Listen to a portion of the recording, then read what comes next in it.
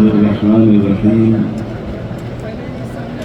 الحمد لله رب العالمين والصلاة والسلام على سيد الأنبياء والمرسلين وعلى آله وصحبه أجمعين ومن تبعهم بإحسان إلى يوم الدين. قائد ملت ہم سب کے مخدوم اور بزرگ حضرت مولانا سید ارشد مدنی صاحب دامت برکاتہم، حضرات علماء کرام، دور دور سے آئے ہوئے اور اپنے سینے میں ملت کا درد سموج ہوئے مسلمان بھائیوں اور بزرگوں، جمعیت علماء ہند مسلمانوں کی سب سے قدیم تنظیم جس نے ملک کی آزادی میں بھی بڑا کردار ادا کیا اور ملک کے آزاد ہونے کے بعد مسلمانوں کے مفاد کے تحفظ کے لیے اور اس ملک میں فرقہ وارانہ ہم آہنگی پیدا کرنے کے لیے بھی بڑی محنتیں اور کوششیں کی ہیں، اور آج بھی ان کی یہ محنتیں جاری ہیں۔ جب بھی ملت کو کوئی مسئلہ درپیش ہوتا ہے، جمعیت علماء ہند ہم کو اور آپ کو بھی آواز دیتی ہے، اور جہاں ضرورت ہوتی ہے وہاں عدالت کے دروازوں پر بھی دستک دیتی ہے، اور آل انڈیا مسلم پرسنل بورڈ جو تمام مسلمانوں کا مشترکہ وفاق ہے، اس میں جمعیت علماء ہند کا بنیادی اور اساسی کردار ہے۔ میرے بھائیوں اور بزرگوں، بڑے اہم موضوعات پر آپ کے سامنے ابھی باتیں آئی ہیں۔ میں بہت مختصر گفتگو آپ کے سامنے وقت کے موضوع پر کروں گا۔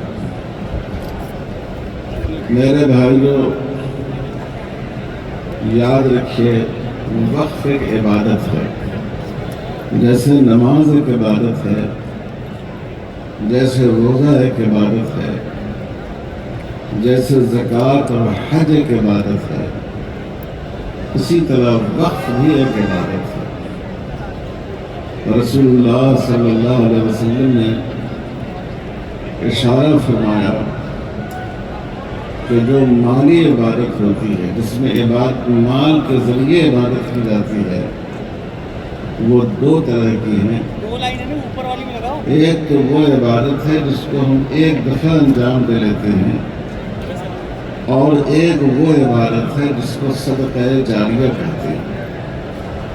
عبادت کی جاتی ہے اور اس عبادت کا اثر ہمیشہ قائم رہتا ہے، اور عبادت کرنے والے کو اس کا ثواب ملتا رہتا ہے۔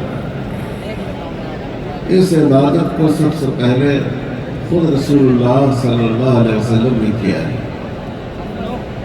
جب آپ مدینہ منورہ تشریف لائے تو مسجد نبوی کی تعمیر کے لیے آپ نے ایک زمین خریدی۔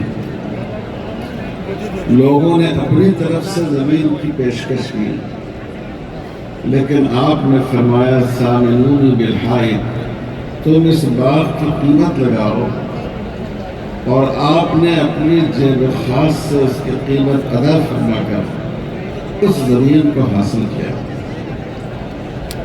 اور آپ نے اس کو ایک ملٹی پرپس وقت بنایا۔ وہاں مسجد میں نماز ہوتی تھی 5 وقت کی۔ آپ جانتے ہیں کہ مسجد نبوی وہ مسجد ہے جہاں نماز پڑھنے کا مسجد حرام مکہ مکرمہ کے بعد سب سے زیادہ ثواب ہے۔ وہاں لوگوں کی تعلیم ہوتی تھی، اس کے لیے مدرسہ صفہ قائم تھا۔ جو مسافر ہوتے تھے وہ وہاں آ کے ٹھہرتے تھے، دین کی باتیں سیکھتے تھے، اور بعض موقعوں پر وہیں مریضوں کی عیادت کا کیمپ بھی لگایا جاتا تھا۔ تو گویا نماز بھی ہوتی تھی، تعلیم بھی ہوتی تھی اور خدمت خلق کا کام بھی ہوتا تھا۔ یہ اسلامی تاریخ کا پہلا وقت تھا جو خود رسول اقدس صلی اللہ علیہ وسلم نے فرمایا۔ پھر بعد میں آپ نے کئی باغات وقف کیا۔ حدیث کی کتابوں میں موجود ہے کہ کئی باغات آپ نے مسلمانوں کے لیے خاص کر